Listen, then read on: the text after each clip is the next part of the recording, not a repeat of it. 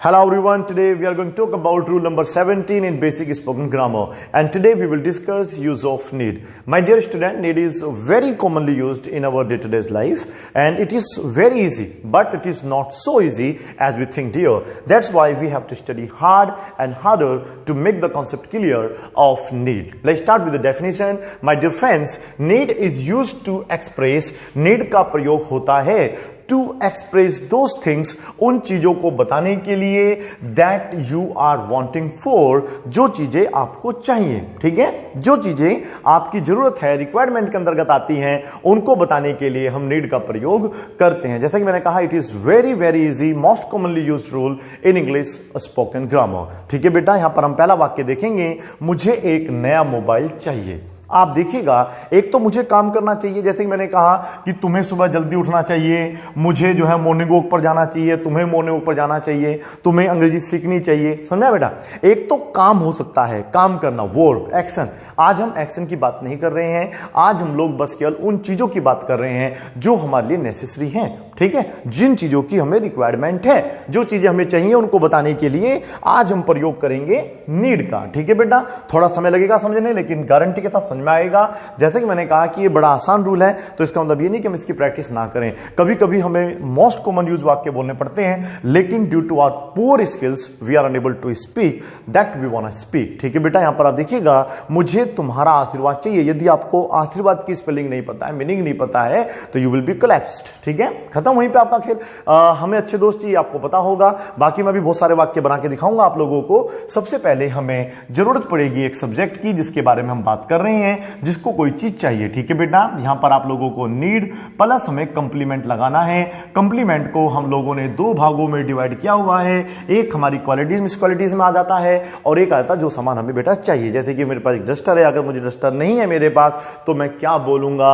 I need a duster. ठीक है, मेरे पास फिलहाल एक रेड मार्कर नहीं है, तो मैं चाहूं तो बोल सकता हूं I need a red marker. समझ में आ रहा है आप लोगों को? तो मुझे एक नया मोबाइल चाहिए, तो मैं यहां पे बोलूंगा I need a new mobile. ये तो आपके लिए बड़ा आसान है। ठीक है बेटा, I need a new mobile. बस आप लोगों को ये देखना है, क्या आप यहां पर 50 अलग अलग नई नई अच्छी चीजें, most commonly use, most frequently use चीजें लगा सकते हैं या फिर नहीं लगा सकते हैं, तो आपको रूल आता है। नहीं लगा सकते, इन वाक्यों को बना लेने से आपको रूल नहीं आने वाला। ठीक है बेटा, अपने पास से आपको कितने वाक्य बनाने होंगे? कम से कम 50, वो भी अलग अलग चीजों के ऊपर। ये नहीं कि यहीं पर आप लिख दीजिएगा new mobile, old mobile, Samsung company mobile, Apple phone mobile, iPhone जिसको आप बोल देते हैं ना, एक हिंदी की बुक, इंग्लिश की बुक, ऐसे तो आप ना अपना और हमारा समय बर्बाद करेंगे। ठीक है, मुझे 2 दिन की छुट्टी चाहिए। क्या चाहिए बेटा? 2 दिन की छुट्टी चाहिए, तो आई नीड 2 days लीव। अब मुझे ये देखना है कि आपको पता था 2 दिन की छुट्टी को क्या बोलते हैं? आई नीड तो आएगा ही आएगा। ठीक है, वैसे आपने जो चाहिए का प्रयोग करा होगा वो शुड के रूप में करा होगा। ठीक है बेटा, जैसे कि तुम्हें जल्दी उठना चाहिए, you should get up early in the morning. मैंने कहा ना, तुम्हें सुबह जल्दी उठना चाहिए, you should get up early in the morning. तुम्हें अंग्रेजी सीखनी चाहिए, तो ये तो बेटा एक्शन है ना। जो एक्शन होते हैं उनको बताने के लिए हम लोग शुड या फिर नीड टू का प्रयोग करते हैं। यदि हमें कोई ऐसी चीज जिसकी हमें आवश्यकता है, जरूरत है, उसको बताना है, तो हम लोग वहां पर नीड का प्रयोग करते हैं। तो यहां पर आ जाएगा आई नीड 2 days लीव। क्या आएगा बेटा? 2 days लीव, 2 दिन की छुट्टी, 2 दिन का अवकाश। समझ में आ रहा है आप लोगों को? अगला वाक्य देखिएगा, मुझे कुछ पैसों की जरूरत है, तो मैं यहां पे बोल दूंगा आई नीड सम मनी। क्या बोल दूंगा बेटा? I need some money. एक चीज देखिएगा, इन वाक्यों में एक चीज अभी तक आई है, तीनों ही वाक्यों में आई नीड आया है ना बेटा। तो जहां पर भी मुझे आएगा वहां पर आप अपने आप से क्या लगाएंगे? I need a job. मैंने इजी वाक्य भी लिखे हुए हैं आप लोगों के लिए, I need a job, I need a good job. ठीक है, I need a gym trainer, मुझे एक जिम ट्रेनर चाहिए। हमें अच्छे दोस्तों की जरूरत होती है, जरूरत है, वी नीड गुड फ्रेंड्स। तो यहां पर हमें को बोल देंगे वी के साथ आएगा नीड। यहां पर आप यूनिट भी लगा सकते हैं, गुड फ्रेंड्स। ठीक है बेटा, इस तरीके से फेथफुल फ्रेंड, लॉयल फ्रेंड्स, बहुत मीनिंग होती है। जो अच्छे अच्छे वर्ड्स हैं वो आपको लर्न करने होंगे। अगला वाक्य देख रहे हैं, मुझे तुम्हारा आशीर्वाद चाहिए, मुझे तुम्हारा आशीर्वाद चाहिए। आई need your blessings, I need your blessings. Blessing लगा दो। ठीक है, आशीर्वाद, एक आशीर्वाद चाहिए, सिंपल, तो आई नीड योर ब्लेसिंग। मुझे तुम्हारे मतलब दुआई चाहिए या ब्लेसिंग्स चाहिए, तो यहां पर मैं जो ना ब्लेसिंग्स ही लगाने वाला हूं। बेशक हिंदी में आशीर्वाद लिखा हुआ है, लेकिन ज्यादातर हम लोग ना बेटा उसको ब्लेसिंग्स ही बोलते हैं। ठीक है, ऐसी जगह पे, क्योंकि हम लोग एक ही ब्लेस नहीं करते हैं, बहुत सारी ब्लेसिंग्स होती हैं। ठीक है, कि आप सफल बने, बड़े होएं, शादी हो जाए, बाल बच्चे हो जाएं, क्योंकि जो हमने बर्बादी झेली है वो आप भी झेलो, ऐसे मैं छोड़ूंगा नहीं। तो एक ब्लेसिंग से काम नहीं चलेगा, बहुत सारी ब्लेसिंग देनी पड़ती, ठीक है। I was just joking. मुझे तुम्हारा साथ चाहिए, मुझे तुम्हारा साथ चाहिए। अब ज्यादा गहराई में नहीं जाना है। आई need your support, I need your support. अब चाहे तो कोऑर्डिनेशन लगा सकते हैं, मीनिंग बहुत सारी होती है, बस आपको जो कहने का सेंस है वो क्लियर होना चाहिए, ठीक है। आई नीड योर सपोर्ट, ठीक है, मुझे तुम्हारी सपोर्ट चाहिए, ठीक है बेटा। I need your some time, मुझे तुम्हारा थोड़ा समय चाहिए। आई नीड योर अटेंशन, मुझे तुम्हारी अटेंशन चाहिएगा। पहले आप नोट करिएगा, कुछ और वाक्य बना के देखेंगे। अगला वाक्य देखिएगा, मुझे कुछ नहीं चाहिए, ठीक है बेटा।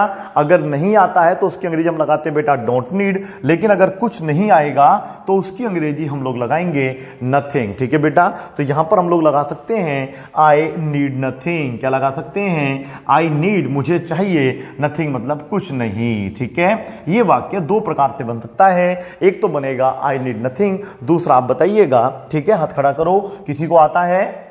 कोई बात नहीं, मुझे आता है। देखिएगा बेटा यहां पर डोंट वरी, यहां पे मैं क्या यूज करूंगा? सबसे पहले डोंट का प्रयोग करूंगा, ठीक है। तो यहां पर आप लोग डोंट की जगह डजंट भी लगा सकते हैं। तो देखो मैं बता देता हूं आप लोगों को, डू डज प्लस नोट लगाना है, ठीक है बेटा।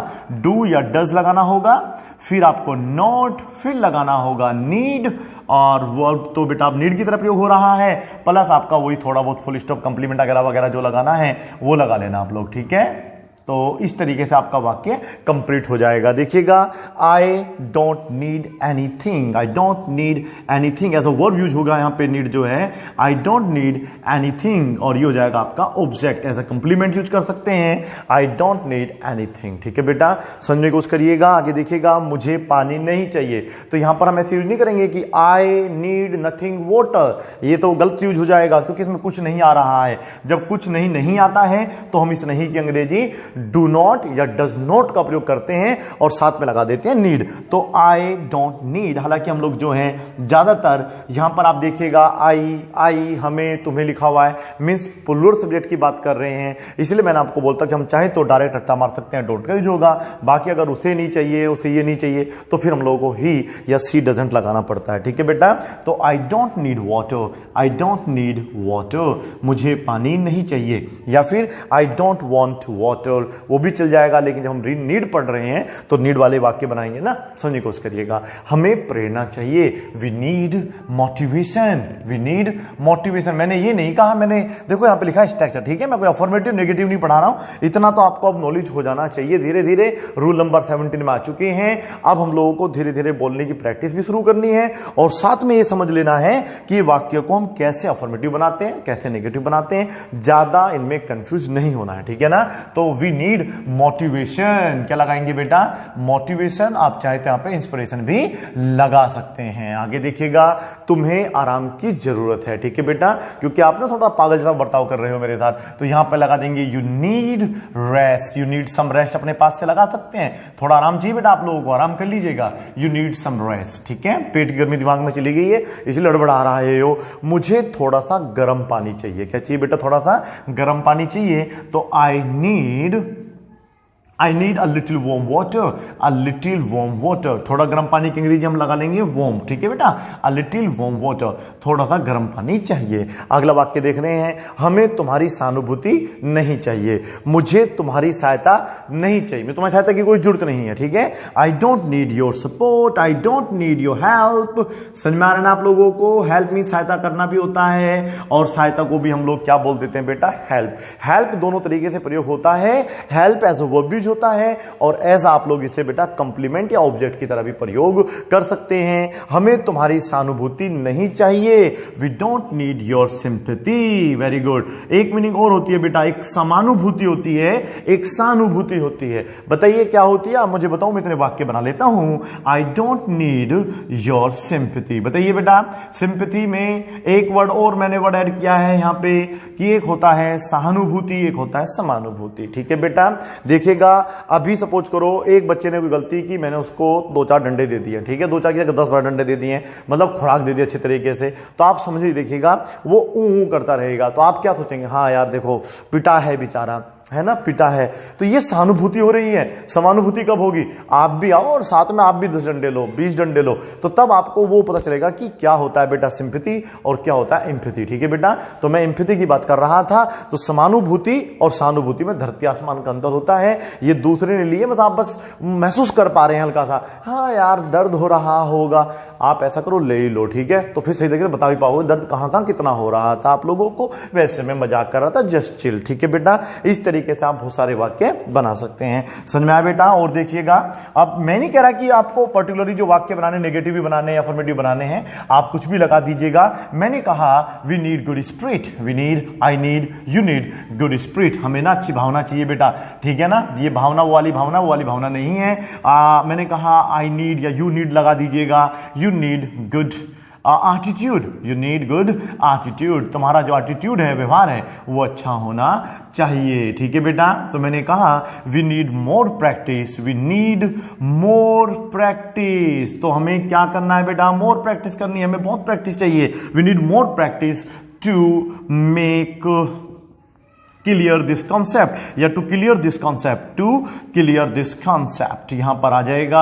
इस कॉन्सेप्ट को क्लियर करने के लिए हमें और ज्यादा प्रैक्टिस करने की जरूरत है। समझ में आ रहा बेटा आप लोगों को। बेशक मैंने यहां पे टू ना लगाया, लेकिन यहां पे हम इसे वर्ब की तरह प्रयोग नहीं कर रहे हैं, इसका प्रयोग ऐसे हम कंप्लीमेंट कर रहे हैं। ठीक है, अगला वाक्य देख लीजिएगा, क्या लिखने जा रहा हूं मैं। आई नीड लगाया है मैंने कहा आई नीड, आई की जगह क्या लगा सकते हैं, यू नीड सम स्किल्स। तुम्हारे अंदर कुछ स्किल्स होने चाहिए, कुछ क्वालिटीज होनी चाहिए। मुझे उम्मीद है कि आप लोगों को समझ में आ गया होगा कि नीड का प्रयोग हमें कहां करना है। इसी के साथ रूल नंबर 17 हमारा समाप्त होता है, जो कि हमने आज आपको पढ़ाया, use of need. Rule number 18 में हम बात करेंगे use of need to. Need to का मतलब होता है कि हम लोग वर्ब के साथ अब प्रयोग करेंगे इस सेम रूल का। ठीक है, जैसे कि तुम्हें पढ़ने की जरूरत है, तुम्हें अच्छा बनने की जरूरत है, तुम्हें अंग्रेजी सीखने की जरूरत है। इसी के साथ tata bye bye, take care, have a good time.